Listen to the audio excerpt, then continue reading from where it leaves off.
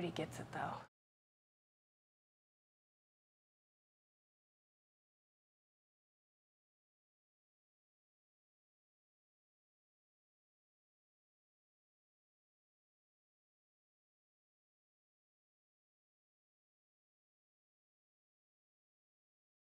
Iowa State University Extension and Outreach puts the university's research to work throughout the state. We work with farmers to conserve our land. We inspire youth to be leaders through science and technology. We educate families on making healthy choices. We are there when a disaster strikes. And we help businesses improve their bottom line. We're committed to Iowans and to Iowa's future. We're Iowa State University Extension and Outreach. Hi there, my name is Krista Reginnitter and I am the Muscatine County Extension Director. Thanks for joining us today. Today I have with me Hannah Howard with the Nature Conservancy. And Hannah and I are going to be previewing the Art of Gardening, which is a day-long symposium that the Muscatine County Master Gardeners do with Muscatine Community College. But before we get started talking about Art of Gardening, Hannah, we're going to talk a little bit about what is Iowa State University Extension and Outreach, because I feel like we got to talk about that and how Master Gardeners fits into all of this before we can talk about Art of Gardening. Of course. So we're going to run a couple slides for you that just introduce Iowa State University Extension and Outreach. So Iowa State University Extension Outreach, what we are is we are a county partner to Iowa State University. Our goal is a strong Iowa. We bring partnerships and resources to every county. We have an office in every single county that really harnesses the power and the research at Iowa State University and brings it to each community to help strengthen the community. And we do that because Iowa State University is the land-grant university, which basically means that in 1862, little history lesson here. Maybe I should quiz you on this. Oh, no. In 1862, the Morrill Act was passed, which created land-grant universities. And the idea behind land-grant universities is that at the time, all universities were really more for the elite and the wealthy. And they were looking, the government recognized a need to sell land to raise money to build those universities. So that's why it's called a land-grant university. And then they recognized they needed to not only have that practical education, but they needed to get it out to communities. And so they created an extension system where the information can be spread. Wow. Yeah, and even before the federal act was passed in 1914, creating the extension system. So we've been here for a long time, but we need to share our story a little bit better. And one of our programs under Ag and Natural Resources is Master Gardeners. Master Gardeners are volunteers who go through an extensive training. They do 40 hours of training, and then they have to do 40 hours of volunteer service to become a Master Gardener. And they really are volunteer educators. So Master Gardeners pair up with Muscatine Community College every year to offer Art of Gardening. And that's what we're here to talk about today. You're going to see more, but here's the brochure that's around town. And Miss Hannah here is one of our presenters. So you're going to be doing 2 workshops this year, right? Yes, and this is about, I think, the 4th or 5th year I've been involved with the Art of Gardening, and this is something I look forward to every year because it gets together a whole group of different people, whether they be just people who like to garden, people who want to learn how to garden.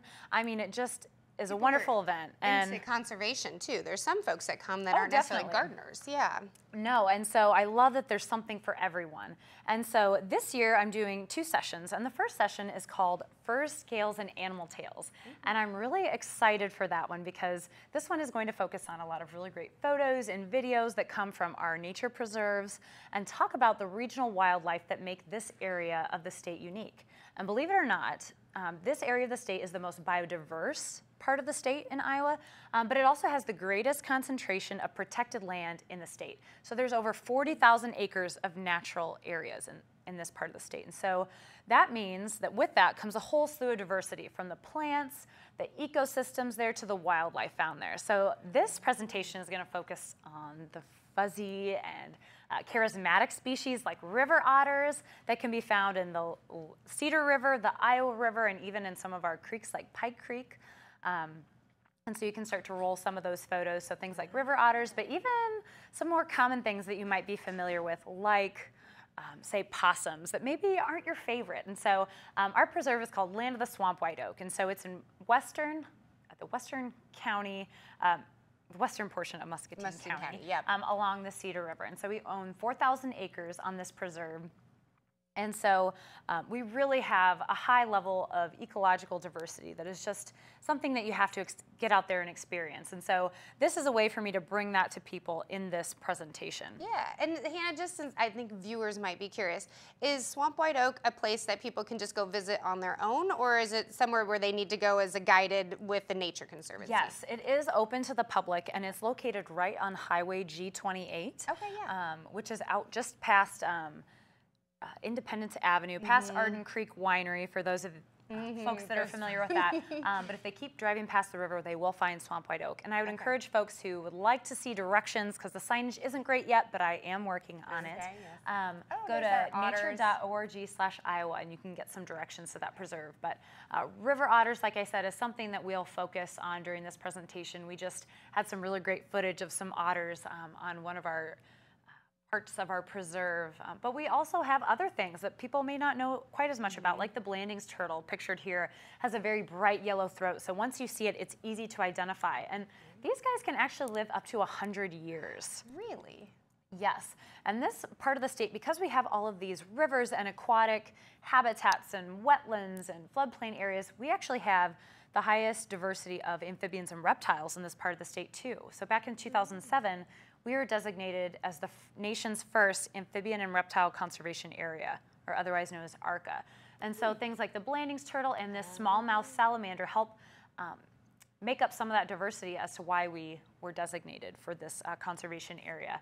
But we also have newts and special rare snakes as well. Oh wait, what was the snake that I saw? The horned, the one at the yes, prairie. So we were out at the Big Sand Mound this year with our master conservationist students, and we actually saw a hognose snake, and so that's kind of a fun one, and it likes sand prairies and a rare snake. So and it's on the endangered species list, right? Is that true? Yes, I mean there's actually a lot of species here that are, especially with our snakes and amphibians and reptiles, that are on either the endangered species or the threatened species list, or just a species of concern here in Iowa.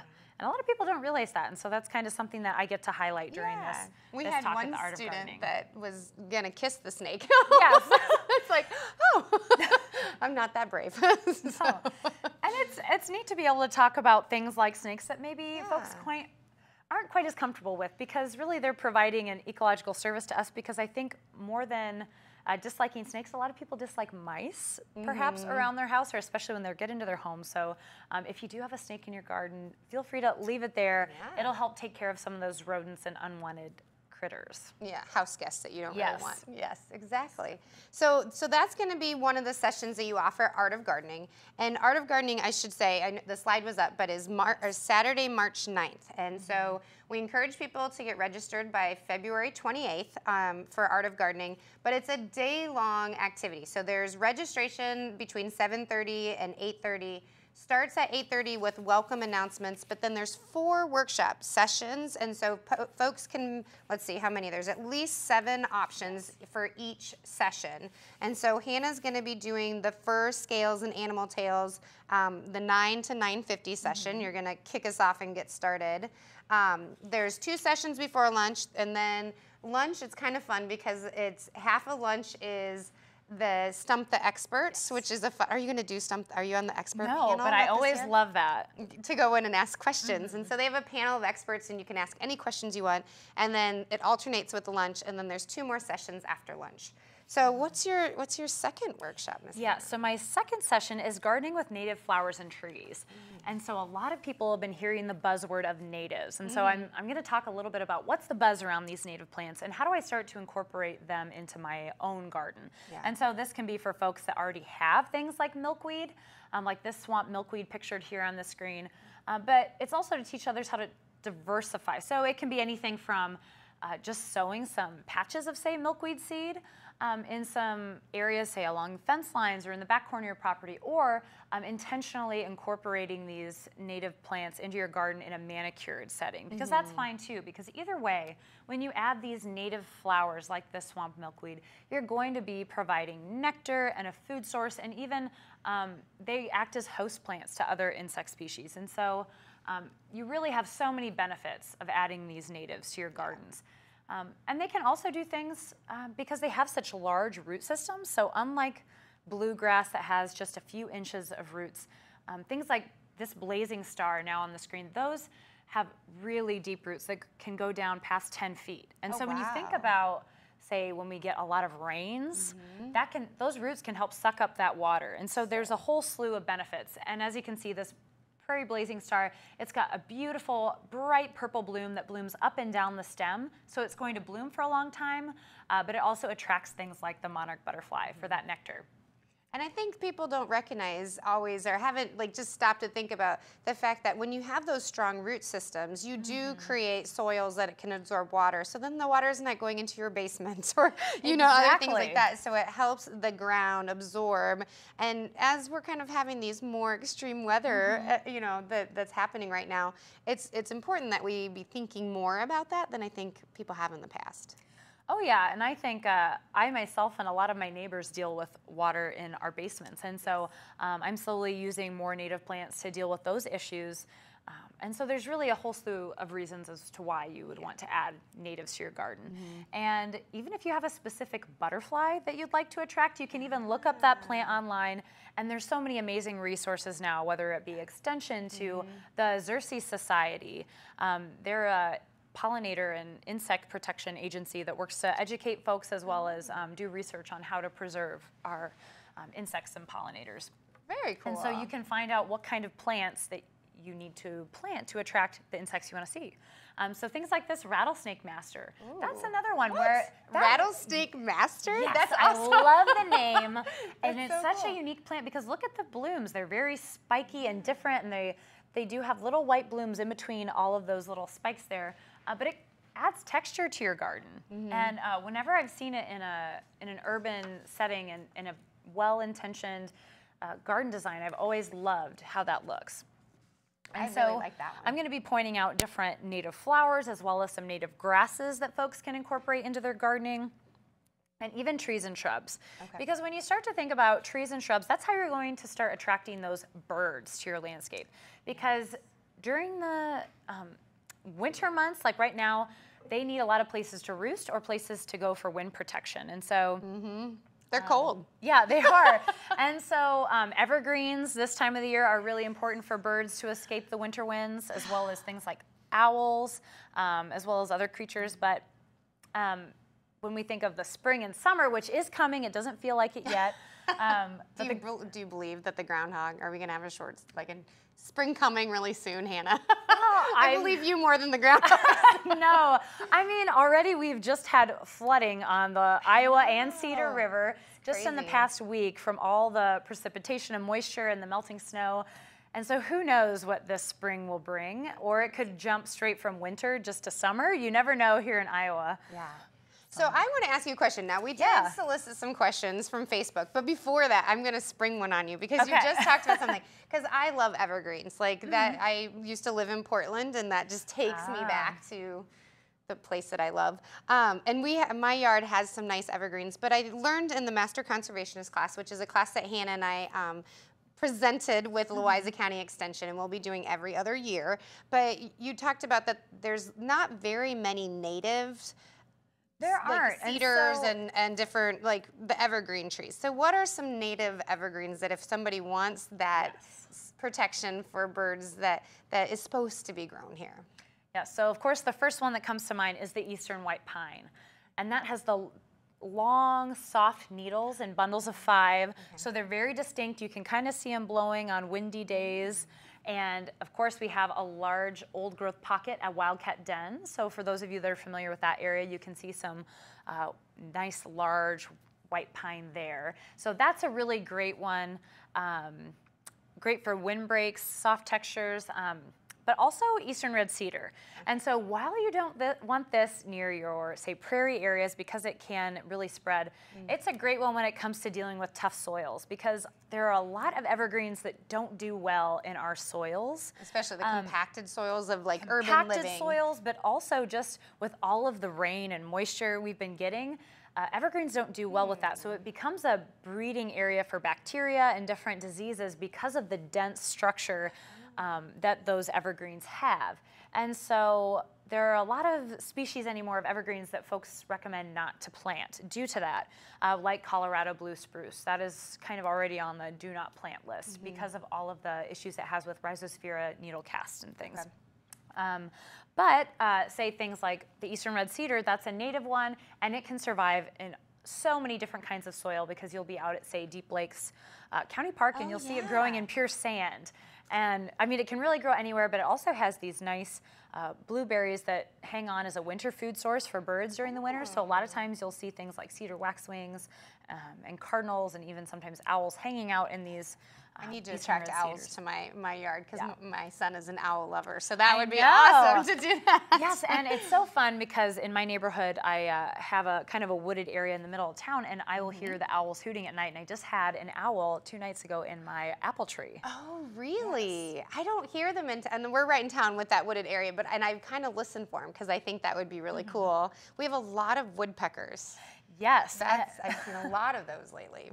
Yeah, and there's all kinds of woodpeckers that folks can have at their feeders. Some of the most common is the little tiny woodpecker. That's the downy woodpecker. But I know some folks will also get a common one at my feeder is the red-bellied woodpecker, where it has a white tummy with a little bit of red, but it has a red streak down the back of their head. They're a little bit bigger than that downy woodpecker, but they love suet. So if you want to attract those woodpeckers, you can put out suet in along with your bird seed, as well as just the more trees you have, of course, the more kinds of birds and different things you're going to attract as well. We have a dead tree in our backyard. No wonder you have the woodpeckers. They love dead trees most of all. Yeah, we call it the woodpecker hotel because it's just like, and my mom said something about cut it down, and both my dad and I are like, no, that's our woodpecker tree. Like, it's so much fun to see them flying around out there. And yeah, it's nice when you can create a habitat not just for us humans, but for our Exactly, and I think friends. that most folks are very accustomed to a very manicured lawn. But I think that we can really try to challenge that stereotype because when we have a manicured lawn, that doesn't really do anything for any kind of wildlife. It supports literally nothing, but also for water because turf grass has such shallow roots and it usually gets so compacted for the most part when rain hits it, it usually just flows right off the site. So you really aren't having any kind of ecological benefits by having turf grass. So when we start to incorporate more garden beds or full out native wildflower beds or just adding more shrubs and trees, we're creating habitat for wildlife. And especially as we see natural areas shrinking, whether it's due to agriculture or development of cities, we really need to provide more wildlife habitat in our cities for that urban wildlife. And you know, that's one thing that I actually think Muscatine has really going for it is we have lots of these ravines and wooded areas right in town. And I think we live in a really special place because of that. You know, I've lived in lots of cities that are just grids and they're flat, you know, but I think people get a little crazed over how to get around town in Muscatine, but I think that that is part of our charm because we are a river town and we have these gullies and, you know, these hills. And my parents live in Florida half the year, and when my dad bikes in Florida, he's like, oh, I'm doing great, and then he comes here. It's really hard to bike here because of our hills, you know. It's just a very different, but I think it does, I like our little pockets. And you know, we obviously have a lot of deer going on in town and things like that. And so well, let's answer some other questions that we got online. Okay, so, well, you just talked about this. So what native flowers can I plant in a wooded area? Yes, and so this gets to be a little bit trickier, and everyone always wants to know, what can I plant in the shade? And so think about your native woodland wildflowers. So a lot of times that can be adding some shorter spring flowers, such as, say, that could be anything from Virginia waterleaf to May-apples, even Virginia bluebells. You can create a carpet of bluebells, and if you're familiar with that, that's a really beautiful blue and purple flower that you can get to spread and create a wonderful carpet in the spring. But you can also do columbine. That's a little bit taller than some of those other plants, and so that'll get a really neat, unique bloom that's red and yellow. So I love that. Then when you go into later during the season, tall bellflower will bloom, and that will have blooms up and down the stalk about, say, 3.5 or 4 foot tall. So you could put that in the back of the garden, and that one has a bright purple flower, a blue purple flower as well. But there's also Joe Pye weed, and that's a great one for pollinators. It's got these clusters of pinkish flowers that form and these whorled leaves up the stem, as well as wild geranium. There's a wild blue phlox. Some asters are shade tolerant as well. I feel like you need like a flip of all these pictures. I know. And for a lot of these plants that you talked about, where to find information, I think it's important just to note that we do have, Iowa State University Extension has something that's called a store, which it's not my favorite name just because it makes you think you have to buy something. Right. But the store is where all of our publications live. So a lot of these different flowers, there are publications about how do you, when do you plant them, how do you care for them, those kind of things. And so if people want to get some resources, you can call the Extension office, which is 563-263-5701, or stop by and we can help you identify some resources too, because I think that it couldn't feel overwhelming sometimes for folks, right? And I think no matter the situation, the soil type's always going to be different, and you're always going to have questions, and so there are plenty of resources out there. And when it comes to actually finding the plants, that's another big question that I get. That was my next question, So Prairie Moon Nursery is a really great resource, and they'll actually divide up. If you're not sure what you're looking for, they have a whole series of areas that you can click on, so you can go to species for wooded or shaded areas, or you could go to plants for pollinators. So it's nice to have it all broken down so you can just see things in categories. And they'll actually also sell those plants in those categories as seed mixes, or you can buy them as plugs as well. So when you do your gardening with native flowers and trees session at Art of Gardening, will you have information about these places where people can buy seeds? Oh, definitely. Okay. Because not only is there that resource, there's also a local Iowa resource called Ion Exchange that's up in Harper's Ferry, and that has seeds as well, and they also divide it up into those sections as well. So you can look onto those websites, but you can also email me. Folks can always do that, but they can also attend my session to learn more. So this is another good reason to sign up for Art of Gardening in March 9th. Yes. March 9th. And it's a one-day symposium. There's 4 workshops that you can pick from, lots of different topics. It's $45, and that includes lunch. So and I just want to really encourage people that if you're brand new to gardening, you don't know where to get started, there are things that will be there for you. And also if you're a more advanced gardener, there are things that are here for you. So really there's things like dealing with bad soil, which we talked a little bit about today. There's a blueberries, strawberries, raspberries, oh my one. Yeah, that one sounds fun, doesn't it? There's do you know how to say it? Xeriscaping. Xeriscaping. What is xeriscaping? So I haven't practiced this very much, but it's so that you can maintain a garden with minimal amounts of water. So it's how to kind of keep your water and like water flow and maybe rain gardening. So it's drought tolerant. So that's kind of the focus of xeriscaping. Is drought. Okay, perfect. There's going to be a session on new annuals and perennials for 2019. I'm going to be doing a session on donation gardening, so you can learn a little bit about how planting an extra row and how you can donate that extra produce to the food pantry to help folks have access to fresh fruits and vegetables, which we all need to stay healthy. And that is such a great initiative. Yes. And it's so neat to see the Master Gardeners so active in the community, just from the food donation program, to the symposiums they do, to the volunteering they do. Yeah. So there's a lot of great projects. Yes. I don't know if folks know things like the Zoo Garden at Weed Park, the Arboretum are all the, Art of Gardening. We go to the farmers market. The Master Gardeners are there to answer questions. The fair, the Muscatine County Fairgrounds, they have lots of gardens there. And then the donation gardening are some of the things that Muscatine County Master Gardeners do. And so I should say that last year in 2018, Muscatine County Master Gardeners donated just under 3,000 volunteer hours in our community. Wow. That's amazing. It's pretty cool, isn't it? So before, I think we're just about to the time of wrapping up, it looks like. Just a couple things to let people know. So we definitely want you to sign up for Art of Gardening. The registration is actually on the Muscatine Community College website, so it was up on the slide, but if you go to Muscatine Community College and then just look in the search, put Art of Gardening, you will find the registration. You can register online, or you can stop by the extension office and pick up a brochure that has a paper registration form, however you want to do that. Master Gardeners also host some webinars, so we're going to be hosting a couple of webinars February 19th, February 26th, and March 5th. They're 1-hour webinars that will be in our office from 6 to 7.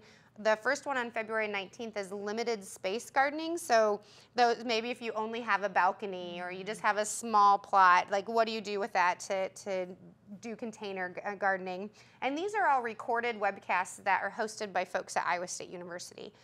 The second one on February 26th is about engaging new audiences. So how to attract new people to the garden. Yes. And we know we need to be energizing the younger generation and helping them get excited about gardening. And this is great for any volunteer group, because I know this is a common problem for all the groups Across that the I'm board. in. And so I think it's very applicable to all kinds of different ways and different groups. The pollinators group, the branching out, Yes, you know, I think Master I'll be Gardeners, there. Nature Conservancy, great. And then March 5th, we're going to be having one called Managing Vegetable Pests. And that one will be about organic, weed-free vegetable growing tips. And so, again, those are 1-hour webinars. If you want to find more information, you can visit the Muscatine County Extension Facebook page or our website, either place. We have information about that. We mentioned that part of Extension is also 4-H. We do have some camps coming up, so if you have, we do some camps that are for 1st through 3rd graders and then some that are for 4th through 6th graders.